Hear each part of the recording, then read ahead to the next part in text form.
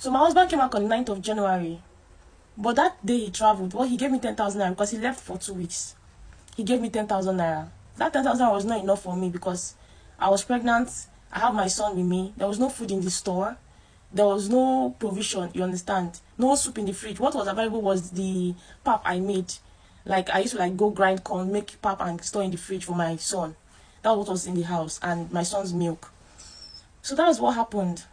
Before I knew the money finished, I had to call his friend, tell his friend that the money that my late husband gave me, it has finished. He said, how much did he give? He said 10,000. Which one is 10,000? How can he give you 10,000? I don't think that the thing again is that there was no food in the house. He said, I'm going to call your husband to give you another money. He gave me, after that 1 week, he gave me another 10,000 naira. The money was not even enough because I eat a lot. I eat fruits, you understand? And there's no, if there was food stuff in the house, I can buy ingredients and manage it, you understand? So what I was not eating in my mom's house because my parents' house was closer. I was eating in my parents' house. I was eating at my neighbor's place. One of my neighbors that were close, where I was eating in her place. That's how I was surviving. So when he came back, that night he saw food in the house. He felt it was the 10,000. He doesn't know that it's my parents' food and my neighbor's food that was in the fridge. So we ate the food that night. We ate the remaining one on the 10th. On the 11th of January, he came back. He went out. I don't know where he went to, but he gave me 500 naira. As he gave me 500 naira, I was like, that 500 naira he gave me was in the morning. He said he was coming immediately. So when he came back was around 9:30. I was even calling him on phone. He didn't answer. He didn't pick my call. He later came back, you understand, in the evening around 9:30 p.m. So when he came back, he told me that I should go to the market and buy things for soup. I said, no, I can't. One, I'm heavily pregnant. I'm 7 months pregnant. And secondly, look at the house. The house is clean. And you're telling me to go to the market. By this time, who goes to market by 9:30? And I will not start cooking. When will I finish? That, see, this has to stop. Give me 500 every time. I'm telling me to go out late at night. That it has to stop. And I will not take it anymore. So you now say that it's like your parents are giving you wings. Your mother does not have sense. Your father does not have sense. He knows that that is what is to pay me if he's insulting me. And after that, if he insults me again, I will insult your parents. He said that, is it me they are talking to? Is it me they are talking like that? He now slapped me. My head hit the burglar. He slapped me the second time. So that's what now happened. And I put my phone. Normally, if you're having issue, you used to hide my, you used to seize my phone. I took my phone and kept under my armpit. I was tying wrapper like this. So I was not like, where's my phone? Where's my phone? Where's my phone? He was not distracted looking for my phone. That's why I ran out of the house. I called his pastor. And I called his pastor. I told his pastor that, Pastor, see, my husband hit me. He now said, is it every time people used to have issue that I should not disturb him? He cut the call. I was shocked. I called another person that, look at what my husband did. They said the husband can never behave like that. He's a good man. I was like, okay, no problem. Since nobody wants to listen to me, let me go to the police. I went to the police that night. I reported the case. 2 policemen escorted me to the house and told him to report to the police with my son because he was with my son. He was even carrying my son when he hit me. He was with my son. So he now said it's not going anywhere. The policeman now said, okay, since it's like that, we'll forward the case to human rights the next day. So that's how the policeman advised me that I should enter. They will carry me in their bike since I'm pregnant. They will carry me in their bike and take me to my parents. I should sleep there that night. Because my husband threatened that if I enter that house, he was going to kill me.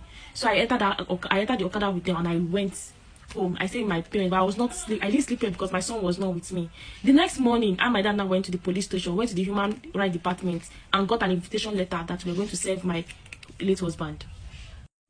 So after we got the invitation letter from the human rights department, I and my dad now went to my husband's place. So when we went to my husband's place, I said, my dad was the one that gave me the invitation letter. I said insulting my dad. He said insulting me. I saw my son. My son was crying, like stretching his hand to reach me. It was not like he not carried my son away from me. That don't touch her. She's an evil woman. This thing struck me. This thing struck me. I said, are you advising my son against me? My son that I cannot think bad to think bad for. That's how I not carried sand from the ground. The reason I carry this sand is because it's not today. Whenever I'm having issues with my late husband, he will always be telling my son that does not have that is still a baby. Start telling him your mother is bad, your mother is in front of me. I don't like it. I carry stand up. I said, heaven and earth bear witness today that so long as I think good for this man, so long as I think good for my husband, in secret and in open, and I wish him well, and he's always doing me evil. I said, God the Father, God the Son, God the Holy Spirit, judge me and him today, and I'll throw the sand on him. He now started shouting, abomination, abomination, that what did I just do to him? What did I just do to him? I just ignored him and I left. I even left my son with himself and I left. So as I left, that I'm trying to like break everything, So as I left, I had a fight with him again that same day, because people in the street were not asking me some things and what happened and all those stuff. Like, some people were telling me what he said and all those stuff. So that's how he came out. My son saw me again. Something out of the, my son saw me again. Was trying to reach me. He said I should not touch him. I will not try and touch him. I'm a bad woman. That's how I now beat him. I now beat his hand. You understand that I won't touch my people. Now like, why wouldn't you allow your wife to touch her? So she's not the one that gave. So I beat his hand because I was like trying to like drag my son with him. You understand? Like, I want to touch him. Let me feel my son. You understand? Even that, despite the fact that I overlooked my son, like that is his own business. You understand? His business. If he wants to be my son, no problem. So I just felt pain. And as I saw my son wanted to carry him, he didn't accept. That is when I now beat him. So that's what now. Let me fast forward. The next day we now went to the human rights. So in the human rights, what they resolved was that he said he does not want me, that whatever I use my money to buy, I can take from that house, but whatever I use his money to buy, I should not pick it.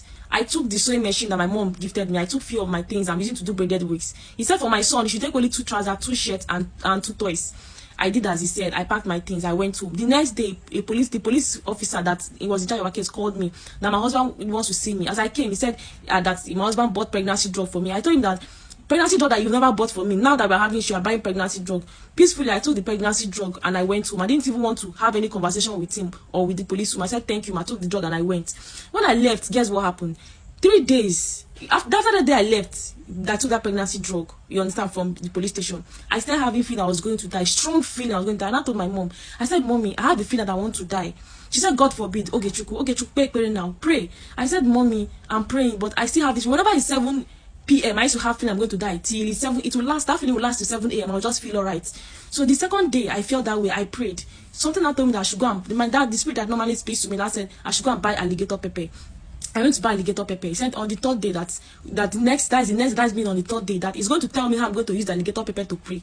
So I you know, as he said, by 12 midnight I woke up for that prayer.